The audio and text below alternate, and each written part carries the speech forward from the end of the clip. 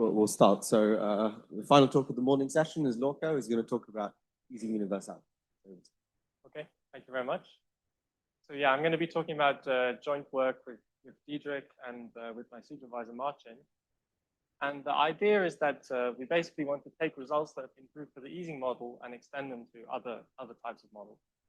So I just start right away with what type of models are we actually considering. So the setup, I guess, in the very first instance is you have a finite graph, and it's endowed with a family of non-negative, so paramagnetic coupling constant. And you may also want to take an external magnetic field. We also suppose non-negative. And the last thing we're going to need is a potential. From here, potential is a function from R to R. And my potential, and the things we assume about this potential is that it's even and that it's growing faster than quadratically.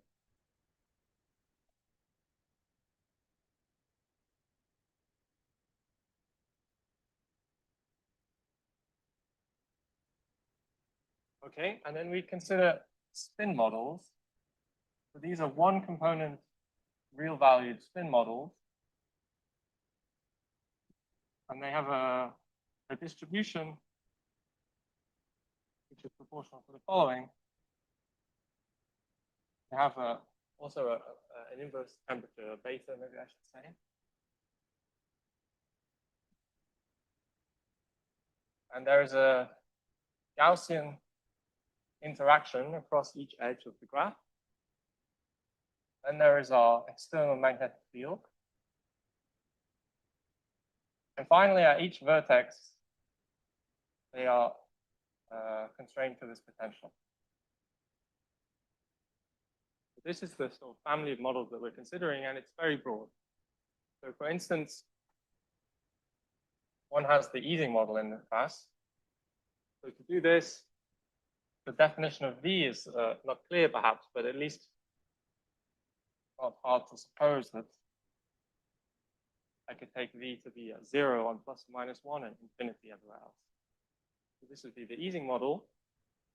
Well, generally we have the phi-4 model. So sort of as it's named here, we could take V to be some quartic even polynomial.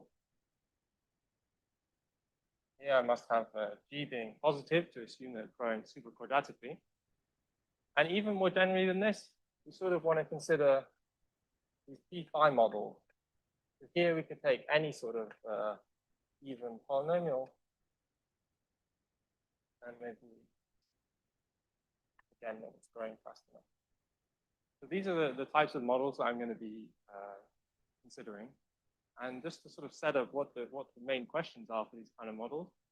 So, okay, on ZD, there is an infinite volume limit. I will not,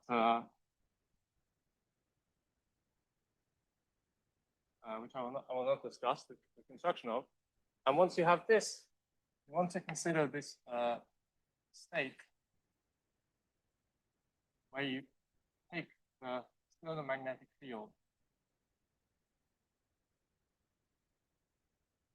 0. And obviously the crucial point here is that really we take the infinite volume limit first and then take the magnetization to 0. Sorry, not the magnetization, but the external field. And the point is to see if there is a symmetry breaking. So if the model somehow remembers that it came from this biased state. So the main question then, as I said, is all these models have a Z2 symmetry inbuilt into them because we assumed the V was even. And so the question is, does that symmetry break? If I look at magnetization of the origin in the state, does it remain positive? Does it go to 0? Okay. So just sort of thinking about this picture a bit heuristically, there are sort of there are two important regimes. So one is sort of the double well potential. Here you should imagine that your potential looks something like this. So for instance, this is most certainly the phi-4 model. My quadratic term is negative. And you should also imagine the Ising model is in this class by taking this double well potential to be sort of infinitely localized around plus or minus 1. And in this regime, what is expected? Well, if I look at this magnetization as a function of beta, then it's expected to undergo what's called a second order phase transition. This is the magnetization, it's continuous, and at a certain non-zero beta, called the critical value, it starts to become positive. And in this sort of square root type shape. But crucially, it remains zero at beta. So the phase transition is called continual. So this is the sort of Ising and phi-4 phenomenology. And the other, not the other type, there are many examples, but another possible instance might be considered this. So this is what could be considered a triple well shape. Here you would have some phi-6 models, for example. And then here the picture is quite different.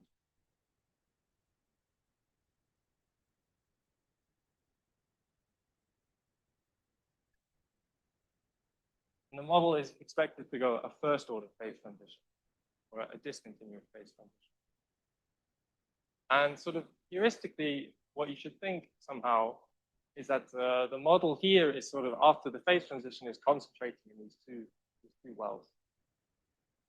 And here the same thing is going on, but there is somehow this barrier, like a sort of activation energy that the model needs to go.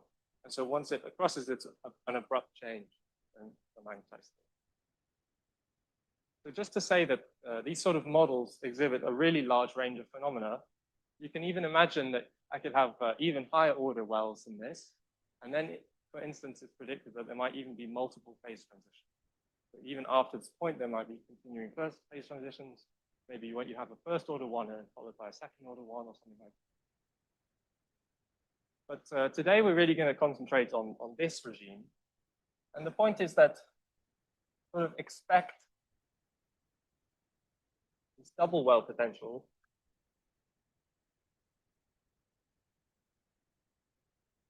to behave like the Ising model. And why do we choose the Ising model as the sort of universal standard for this kind of thing? It's because we understand it very well. So what is this Ising behavior? Well, as I said, this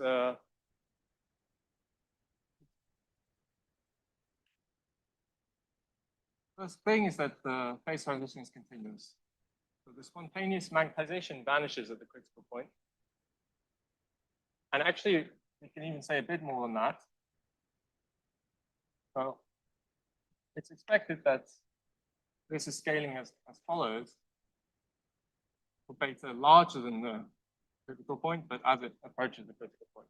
So that's exactly this sort of square root shape that I tried to draw here. And this, I should say, is in D larger than or equal to 4. So why is this the case? Well, the Ising model also has this critical dimension 4, above which it's supposed to behave in this mean field regime. And I should say that all the predictions of what the phase transition should look like, given these wells, are really using this sort of mean field approximation. And once the dimension is high enough, it's behaving exactly like that. So we have this critical dimension with a 4. And this is one instance then of a mean field critical exponent.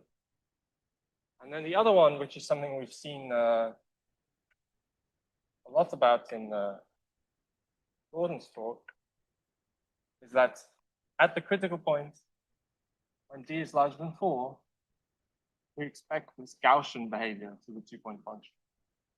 This is the so-called triviality or marginal triviality, that this 2-point function is really behaving as the Green's function of the Gaussian frequency. And of course, below dimension 4, this is not expected to be the case. This is the Ising behavior. So what's actually known?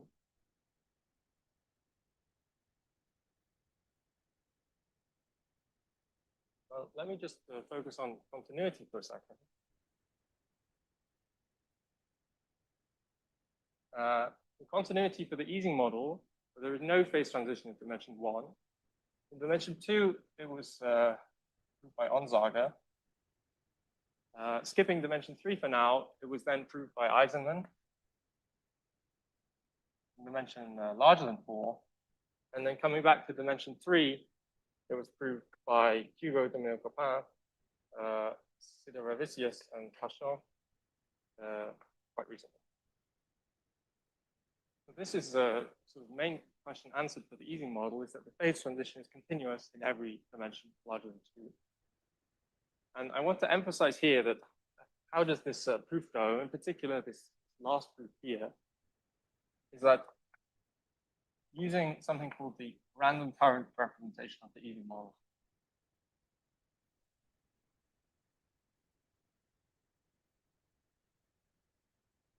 Yes, thank you. Sorry about that. Yes. So it's using this random current representation of the Ising model, which basically converts this question of continuity into a question of geometry and to a question of percolation. So I should say that somehow the key thing is not that you have this representation, but that you have a very powerful tool called the switching lemma.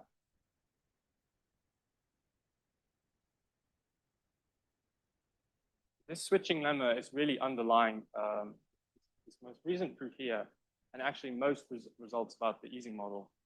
So lots of work. So this representation was introduced by Griffith, but developed by Ising, and it's really sort of capturing in many dimensions what's happening with the Ising model is this random current representation. Okay, so sort of going away from the Ising model a bit. So what do we know about this more general picture? So the sort of next logical step is to look at this phi-4 model. The continuity of the phi-4 model in dimension larger than or equal to 3 is now known. This is work of Trish, of Franco, of Romain, and of Christophorus. And how does this proof go? So you again have a random current representation, but actually, why do you even have this in the first place? It's a very special fact. And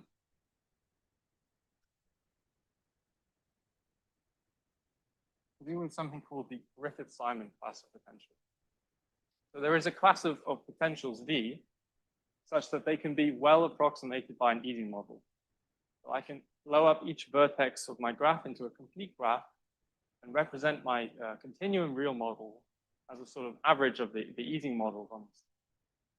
And using this Griffith-Simon approximation, they introduce a very nice development of the random current representation, which allows the proof of continuity to go through. So here we see already a bit more that in this double well, we sort of expect Ising results to extend somehow. It's not clear how to do so, basically, unless you have this Griffith-Simon type behavior.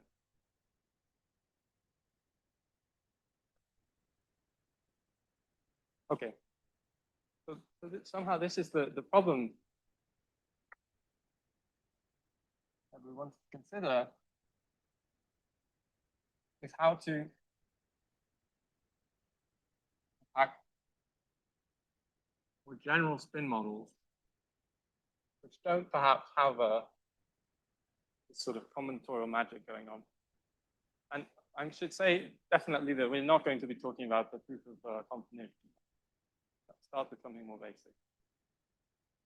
So what we're going to do is consider V but obey the following condition.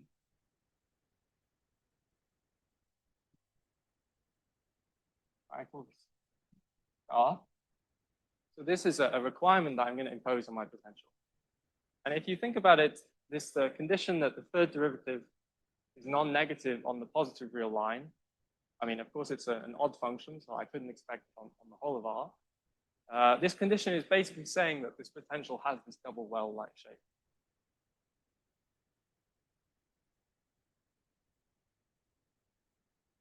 So I'm going to consider potentials like this.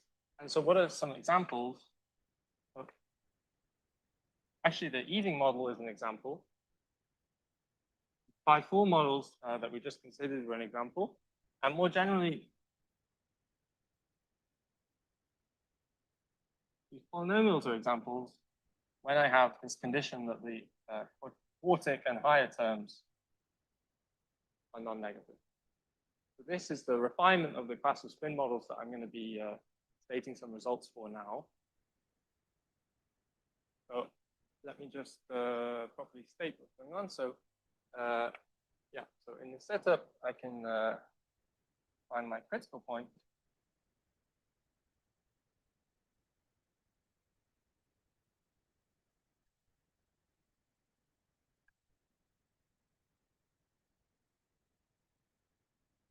As follows. And it's known that this is a non-trivial. So these models do exhibit a phase transition. So this critical point is both non-zero and finite. And now I can state the first result. So it says the following. So it says to consider the model in the subcritical regime. And it says that there exists some constant such that if I look at the 2-point function, this is decaying exponentially in the distance. And on the other hand, if I look above the critical point, then I have this lower bound on the magnetization.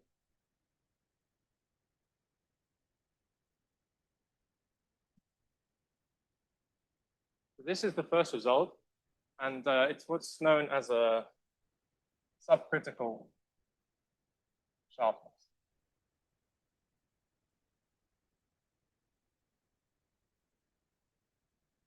And yes, so this is the result we prove, and I should say explicitly that if B satisfies star.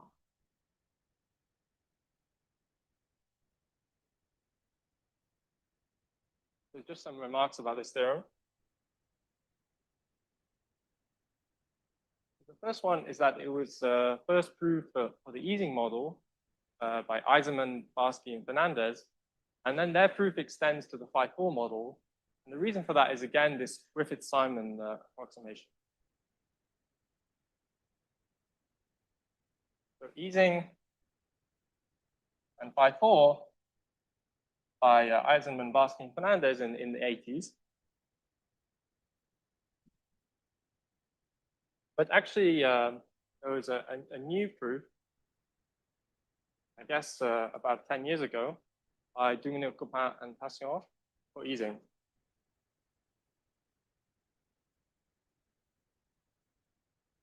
And I really want to emphasize this new proof because this is really the approach we take. So in this theorem, we replicate the argument of this paper to prove this subcritical sharpness for these general models. And how do we do so? In this paper, they use the random current representation. And basically what we do is to develop a new representation which allows to encode the type of truncated or differences in correlations that the random current does, but it works for a general spin model. So it doesn't require any switching lambda set. So like their proof, it actually works on any transitive locally finite infinite graph with a finite range invariant family of coupling constants. And one thing I should mention here, that the lower bound on the magnetization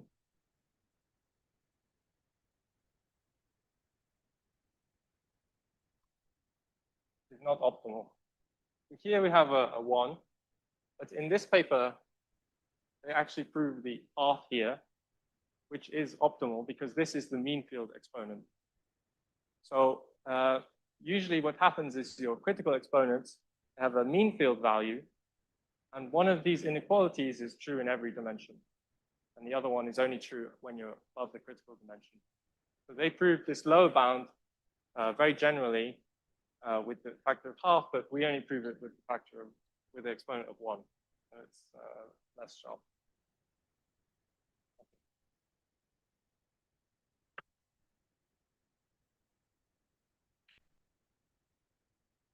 This is the first result.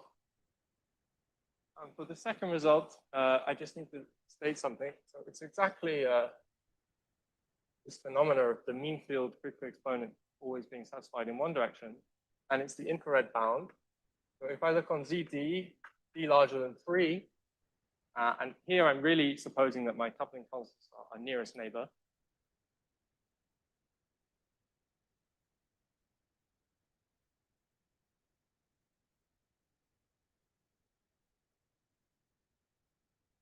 Then there's this bound.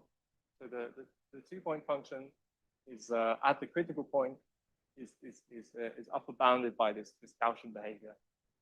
And in D at least 4, we expect this to be sharp, to the corresponding lower bound. And that's what we prove essentially.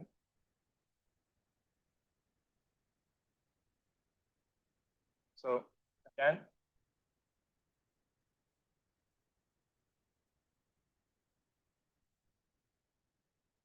and then so for D larger than 5, we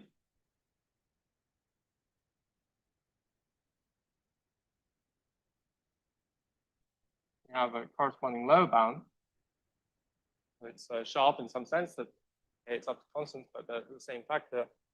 And then in D equal to 4, there is a logarithmic factor.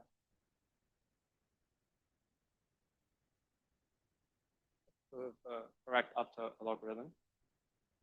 And I should say that in D equals 4, it's predicted that there should be no logarithm factor. Okay, so some remarks.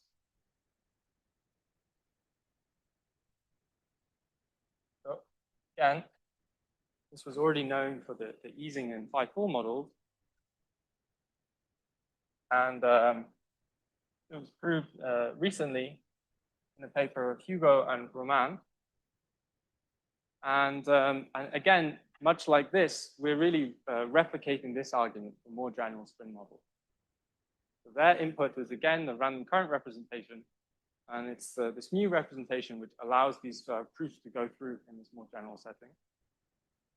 And this is a very nice argument, and it's sort of very soft in some sense. So we heard a lot about the lace expansion last week, which is kind of a perturbative scheme. But this argument is really not of that type.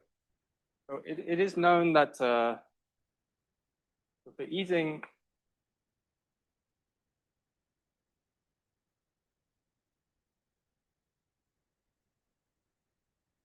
so for Ising, sharper estimates are known using this lace expansion, but it's if the dimension is strictly high, or if my coupling constants are sufficiently spread out, or in the case of the 5-4 model, perhaps I require that this parameter G all the way over there is sufficiently small. It's sort of weakly coupled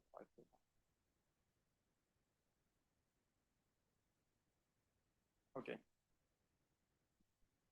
So these are the two results. And let me just spell out what is exactly this new idea. So it's a new graphical representation of the Ising model. Of spin models, which sort of replaces the double random curve.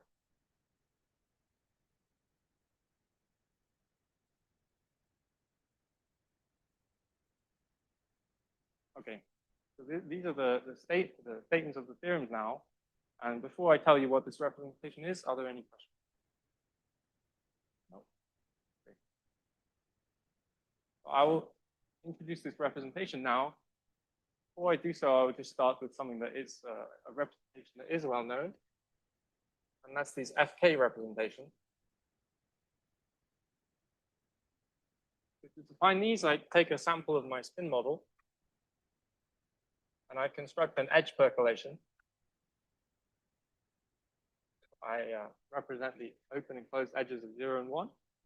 And given phi, I construct the omega in the following way. So for each edge in my graph,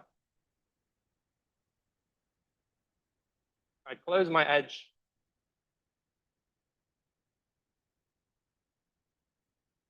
if my spin model has a different sign across each part of the edge. And I open it if this is not the case, and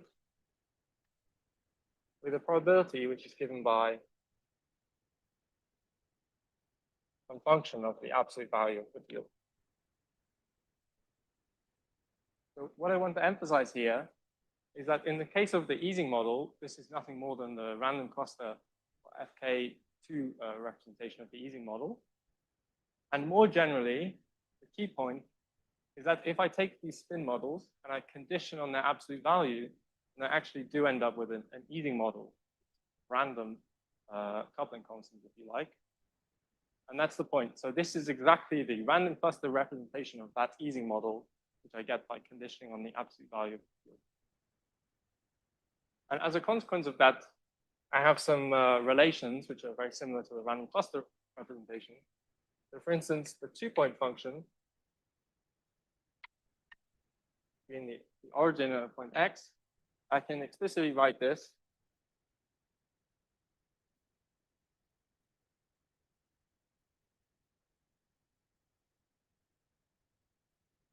as a connection probability in this percolation model. And again, for the Ising model, these absolute values are just 1. So this is exactly the probability that the 2 points are connected. And there are other relations as well, right? So I can represent even the magnetization in this way. And now I basically get the indicator function.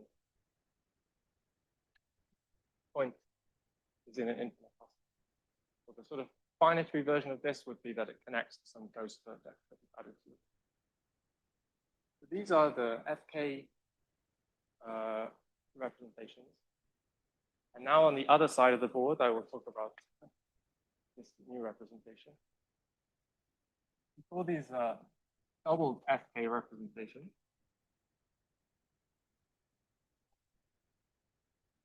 and the idea is the following. So you start now with 2 independent copies of my spin model. I sample them independently. And just to be explicit, I can write down their joint density. Obviously, it factorizes because they're independent.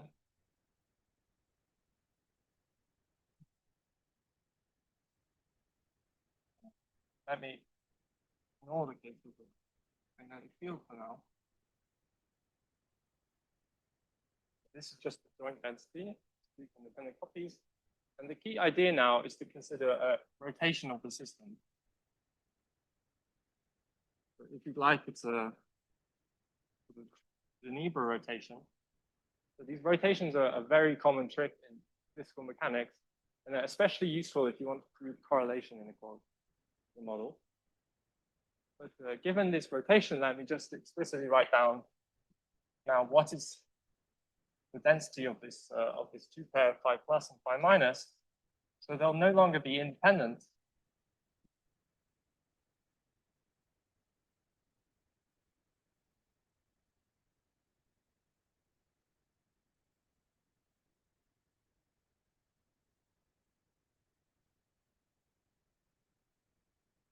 This is their joint density.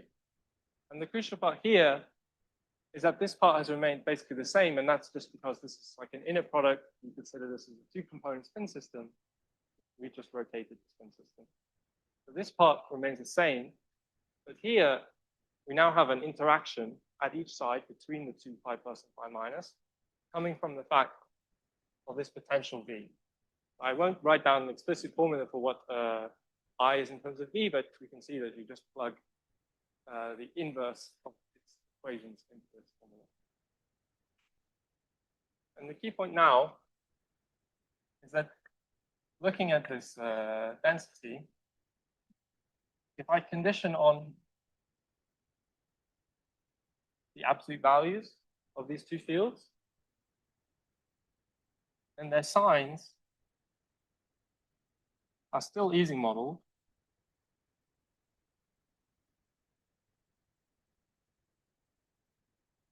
With coupling constants determined by their absolute values, and crucially, they're independent. So this interaction between the two fields here, you can see it actually only depends on the absolute value of phi plus phi minus. And that's coming from the fact that V itself is V. So given this,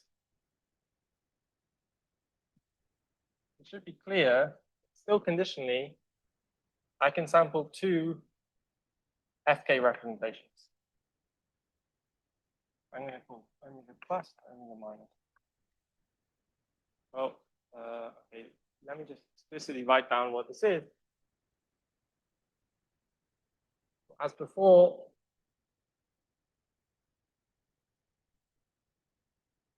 I do not take the edge of the signs. Disagree, and I do take the edge. The probability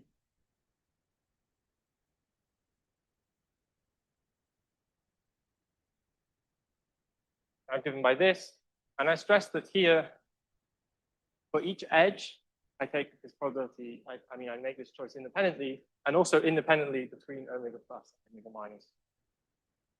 So this is the representation that we're going to use. And the first nice fact about this representation, the following proposition, so if B satisfies my condition star, then under this measure, I can look at the joint law of the absolute values of these new rotated fields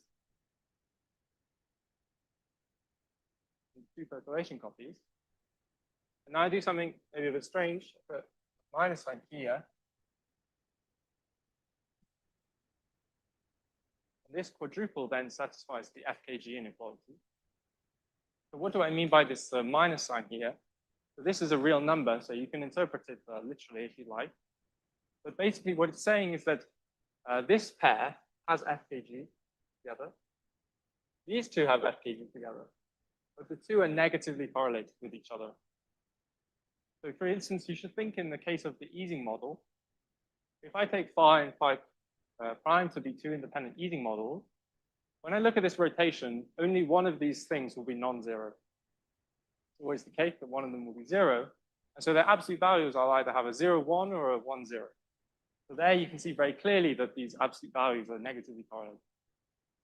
And what we're saying is that this phenomenon holds more generally when I have this condition on my potential.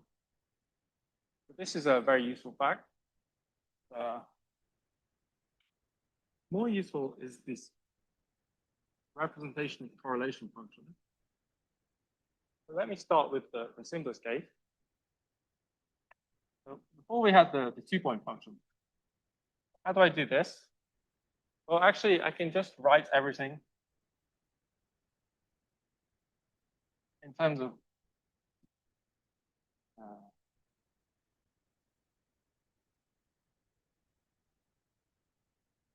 my rotated spin system.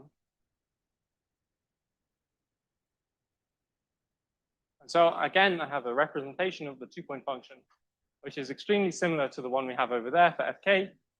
Okay, it has this factor of 2, but other than that, it's basically completely similar. And again, for Ising, so these for Ising will always be either 0 or 1. But the important thing to note is that if they are 0, then this probability here will always be 0. So any site that has a 0 in phi plus has no incident edges. So for Ising, I can just write this as the probability of connection from percolation model. So this is nice. Even nicer. So now let's look at this plus state. And let's look at the truncated correlations. So here,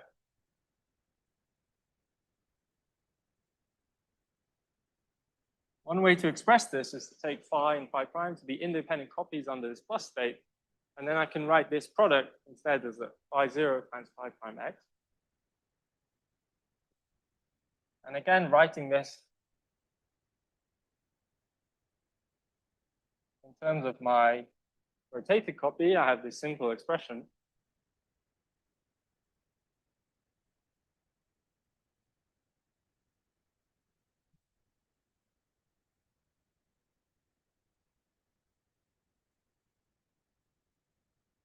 So now I can represent even truncated correlation functions in terms of connection probabilities for this event. But again, so for Ising,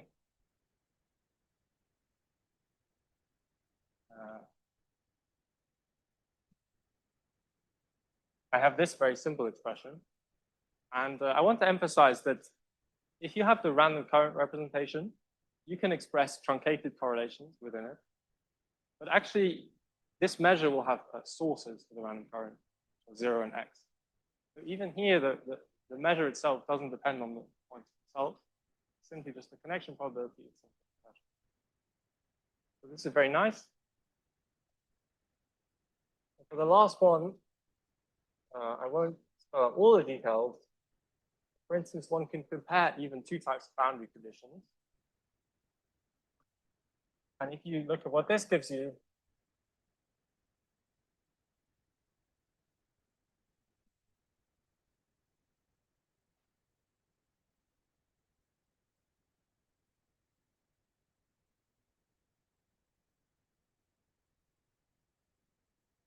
I have this geometrical event, but they both connect to infinity using the two respective percolation models. So this is really the true power of this representation, is that it allows you to encode truncated correlation functions of the model.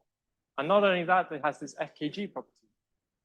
So for instance, one thing you can do is notice that this here is an increasing event of the plus components and increasing also in the minus. So by FKG,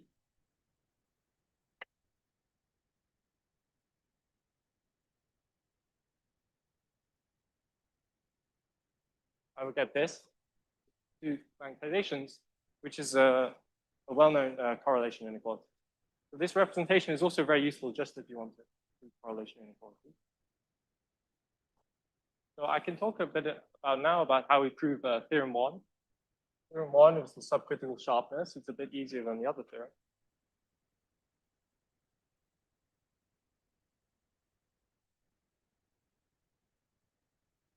For this proof of sharpness, we have basically two inputs.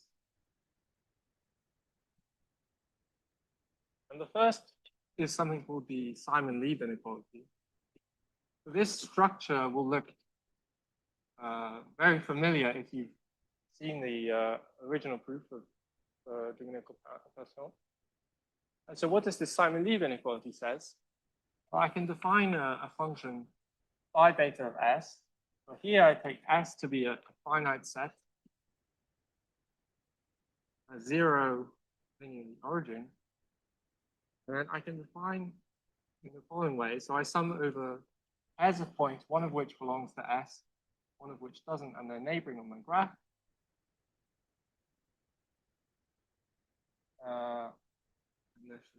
And then there's a factor for the weight of the edge across that edge. But notice that here the correlation function is taken with restricted to the measure just in the finite set S. And what the Simon-Leib inequality tells you implies that if there exists a finite set S, where this value is less than 1,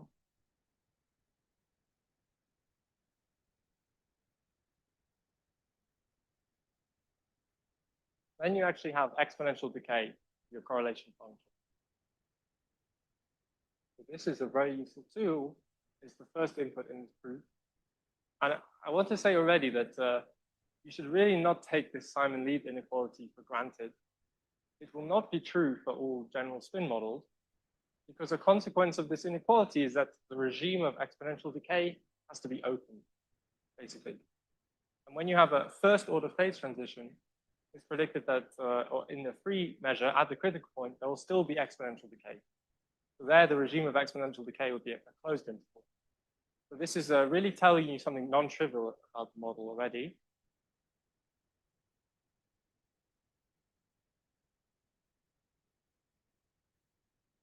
And it's known under this condition of the potential by works of Ellis, Monroe, and Newman. And you can find an explicit proof in Barry Simon's new book. So this is the first input.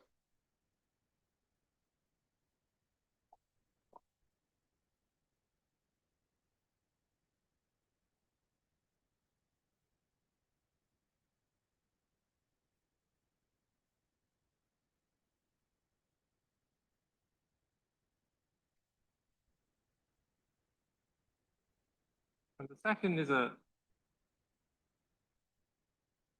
differential inequality. So maybe I'll just state the inequality first.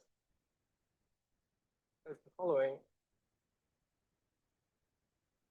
If I look at this magnetization, and I look at its derivative in beta, and this is low bounded by some function depending on beta, but it's tame, so it's not going to zero or anything like that.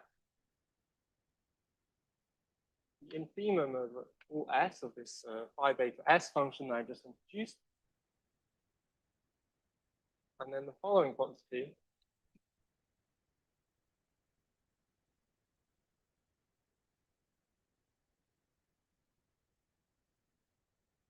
so this differential inequality has a very similar structure to the one used by Duminy-Coppin and Trishen in their proof. So actually, this is a slightly easier version of the inequality they proved. Their version has basically a square here, which we don't know how to prove. And that this is the square that allows you to get the right exponent. But this is the differential inequality. And why do these two inputs allow you to conclude the theorem? Well, basically, using these, I can characterize my critical point in a different way. So I can just characterize it as exactly, or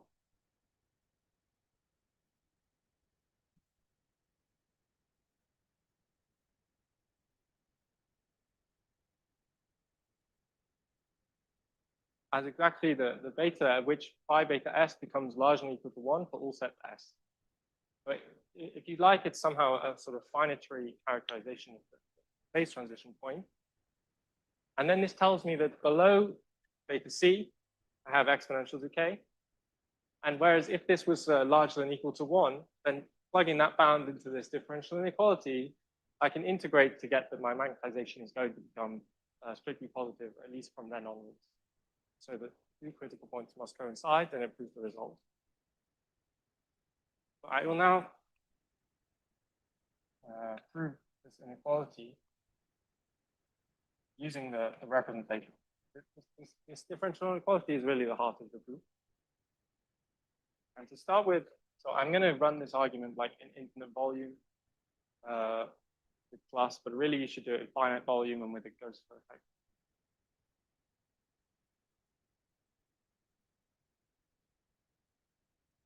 So the first thing you need is just a representation of what this derivative is. And it's not very hard by looking at the density. Actually, does that how much time? Because maybe I shouldn't start this.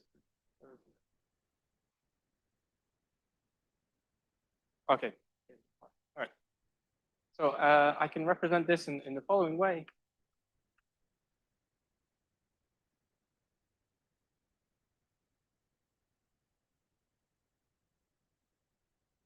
As a sum of all of the edges in my graph, and then essentially this sort of covariance between the magnetization of the origin and this this thing here, which is exactly the thing appearing in the Hamiltonian of my model.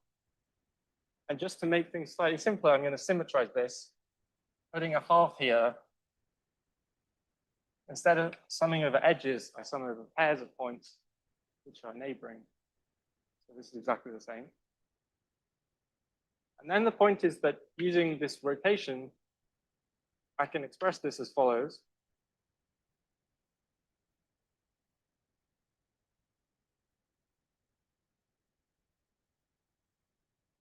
write plus plus here because I start with two independent copies under the plus state.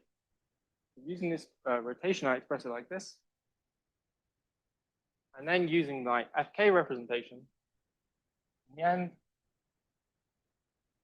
I'm left with the following.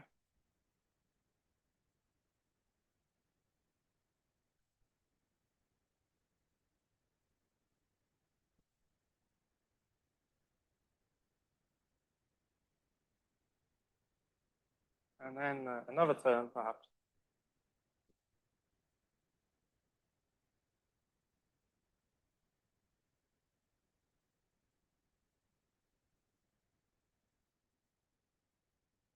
All I've done is write this now using this FK representation. And really this white one here is the key thing. And then we also have this this event that this vertex V connects to the ghost.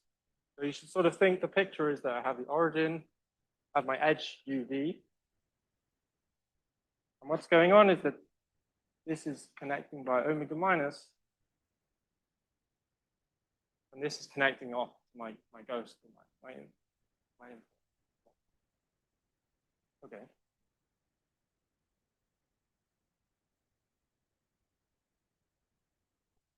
So already, if you try and prove this result for general spin models using some kind of random current representation, it's not even clear how to express this truncated correlation as some nice effect. So already we've sort of made some progress. Now the idea is I let S, so it's a random set, and it's the complement of the cluster of the ghost or the input.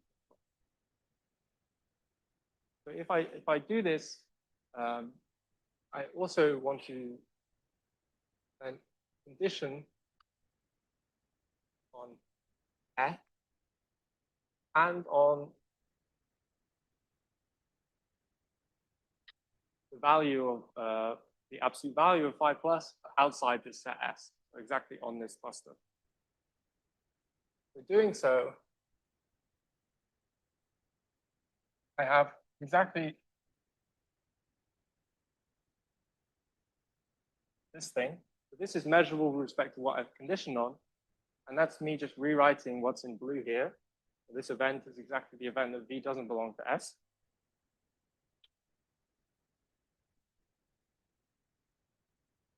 And then I have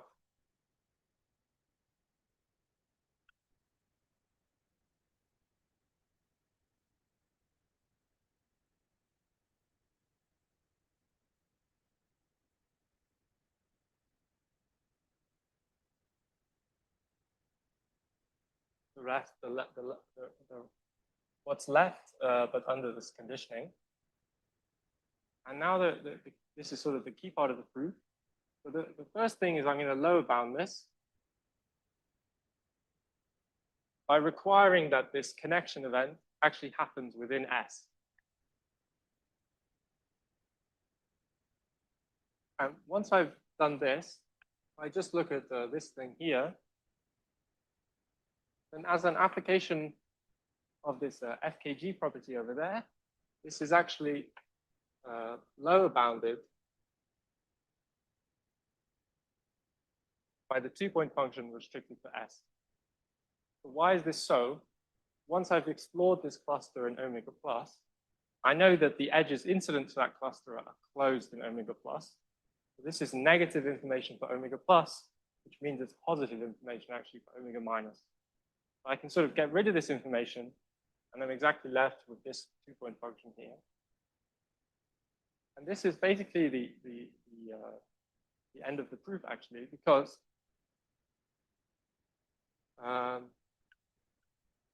there is a technical detail that I want to skip here, which is that I would like to sum this over U and V, but I'm left with this awkward phi plus V here. But this can be handled. And so after handling that and summing over U and V, I'm exactly left with the following.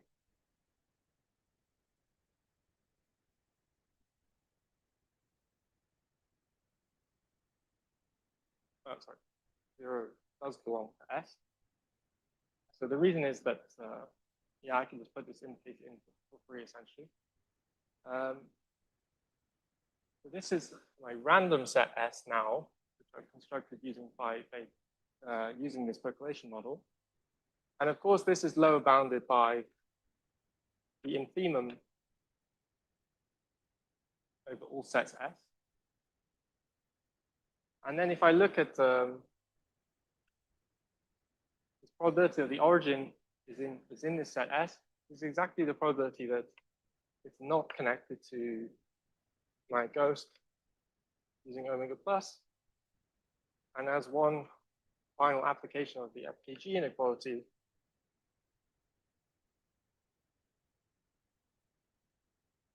I have exactly this term here in the differential inequality. So this completes the proof. And I think with that, I'll end there.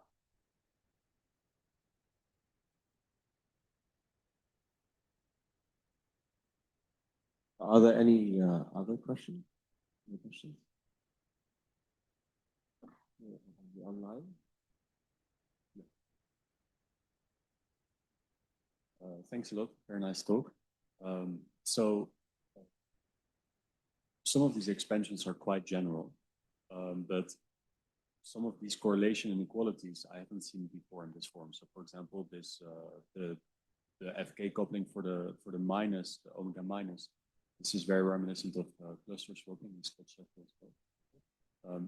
I was just wondering, did you try to apply these kind of representations for other models? It's so general.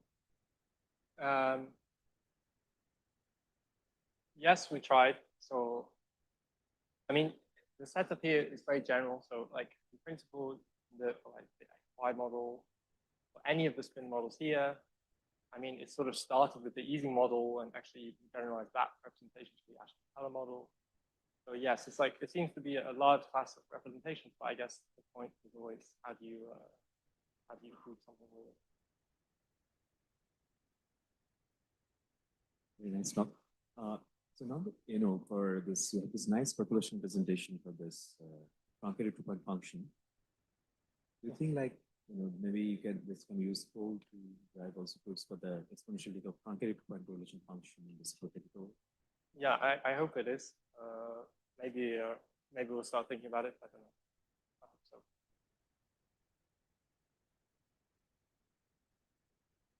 Any other questions? No, so do you think you can compute the susceptibility exponent in high dimensions using your representation? I have to remind myself how this goes. So I look at the derivative of the susceptibility with respect to beta, this expansion, and then do I use the Leibovitz inequality upper boundless? And then that gives me that this derivative is bounded by the susceptibility squared or something like that. So this just uses the Leibovitz inequality. In the other direction, I can't say I know how this goes. Could you say what happened? Why continuity fails? So why does it? What does the infrared bound give you information? And what happens at criticality in omega minus and plus? So it's a good question. I think you're basically asking if I can use this kind of representation to conclude that that as gradient measures, these given measures are the same basically, and somehow use the infrared bound to conclude continuity. But the issue is that if I look at the two-point functions of these guys, so they will show up as two-point functions under the plus state. So knowing the infrared bound doesn't give me enough information to conclude that they don't percolate the issue. Whereas it does for the double random current, right? Then my two-point function is the product of the plus one and the free one, so it's enough to know the free one thing.